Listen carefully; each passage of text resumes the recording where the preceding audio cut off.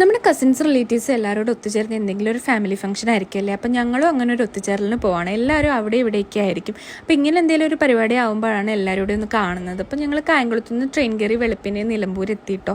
ചേട്ടന്മാരും ചേച്ചിമാരും പിള്ളേരും എല്ലാം ഉണ്ടായിരുന്നു. ഇപ്പോൾ കുട്ടീസ് ഉള്ളതുകൊണ്ട് നമുക്ക് ടൈം പോയത് അറിഞ്ഞതേ ഇല്ല.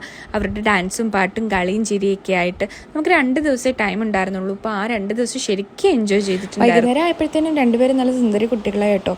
പിന്നെ ഞങ്ങൾക്ക് വെറുതെ നിൽക്കാൻ തോന്നുന്നു, ഒരു ഡാൻസ് ആയിക്കോട്ടെ എന്ന് വിചാരിച്ചു. അങ്ങനെ ബുട്ടബൊമ്മ ഡാൻസൊക്കെ കളിച്ച് നല്ല സെറ്റായി വൈബായിട്ടിരിക്കുകയായിരുന്നു. ഡാൻസൊക്കെ കളിച്ച് ക്ഷീണം മാറ്റാൻ വേണ്ടി ഞങ്ങളെല്ലാവരുടെ വീടിനടുത്തുള്ള പുഴയിലോട്ട് പോയിട്ടോ. ഭയങ്കര വൈബുള്ളൊരു സ്ഥലമായിരുന്നു. അധികം ഒഴുക്കും ഇല്ലായിരുന്നു, ആഴവും ഇല്ലായിരുന്നു.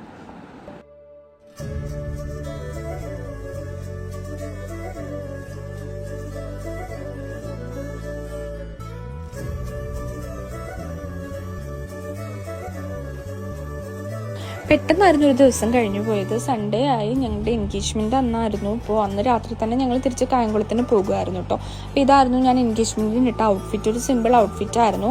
അരുൺ ചേട്ടൻ്റെയും ആരതി ചേച്ചിയുടെയും എൻഗേജ്മെൻ്റ് ആയിരുന്നു കേട്ടോ.